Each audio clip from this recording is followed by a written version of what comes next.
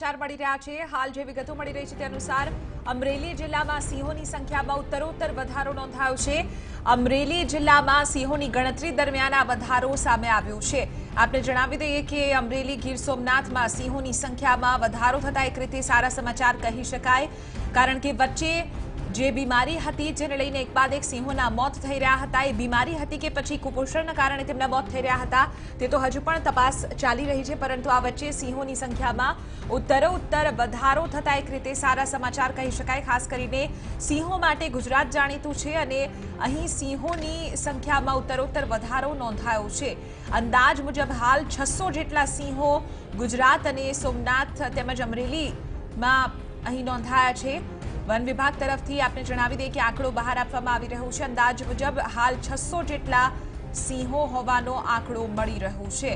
આપને જણાવી દઈએ કે આ વચ્ચે લગભગ થોડા મહિનાઓ પહેલા જે રીતે સિંહોના મોત થઈ રહ્યા હતા તેને લઈને સવાલો થયા હતા। આ વચ્ચે સૂત્રો તરફથી જે વિગતો મળી રહી છે તે અનુસાર અંદાજ અનુસાર હાલ 600 જેટલા સિંહો નોંધાયા છે। મહત્વની વાત છે કે ગત પૂનમની રાત્રે થયેલી પ્રાથમિક ગણતરીમાં સિંહોની સંખ્યામાં વધારો નોંધાયો છે। ગીર કાંઠાના ગામો તથા બૃહદ ગીરમાંથી 60 જેટલા બાળ સિંહો મળી આવ્યા છે અને તેમની જે કહી શકાય કે સંખ્યા છે તેમાં ઉત્તરોત્તર વધારો થઈ રહ્યો છે। આજ મુદ્દે વધુ જાણકારી મેળવીશું TV9ના સંવાદદાતા મહેન્દ્ર બગડા પાસેથી। મહેન્દ્ર, એક રીતે સારા સમાચાર કહી શકાય કે 600 જેટલો આંકડો અત્યારે પ્રાથમિક ગણતરીમાં મળી રહ્યો છે બૃહદ ગીરમાંથી।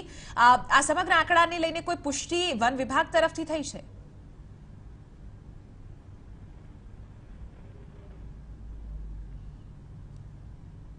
મહેન્દ્ર, સિંહની સંખ્યામાં વધારો નોંધાયો છે, લગભગ 600 જેટલો આંકડો મળી રહ્યો છે। પ્રાથમિક જે ગણતરી છે તેમાં આ જે સંખ્યા આવી રહી છે તેને લઈને વન વિભાગ તરફથી કોઈ પુષ્ટિ થઈ છે ખરી?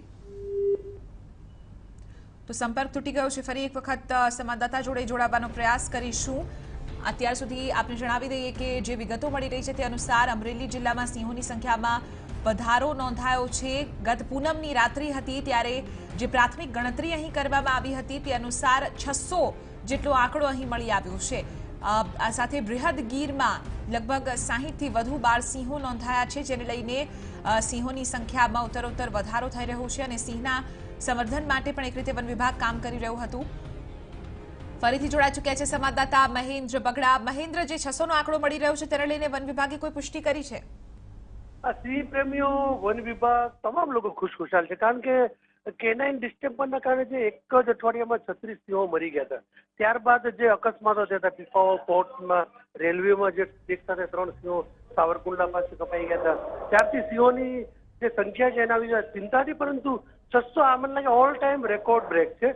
600 નો ફિગર ક્યારેય સિંહોએ ક્રોસ નથી કર્યો।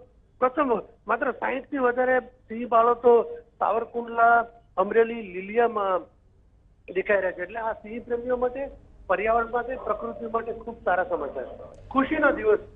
બિલકુલ, આભાર મહેન્દ્ર સમગ્ર મામલે જાણકારી આપવા બદલ। તો આપણે જણાવી દઈએ કે બૃહદ ગીરમાં 60 થી વધુ જેટલા બાળ સિંહોની સંખ્યા નોંધાઈ છે। ગત પૂનમની રાત્રિ હતી અને ત્યારે પ્રાથમિક ગણતરી અહીં કરવામાં આવી હતી। ગીર કાંઠાના ગામો તથા બૃહદ ગીરમાં 60 થી વધુ સિંહ બાળો નોંધાયા છે, જે એક રીતે સારા સમાચાર કહી શકાય।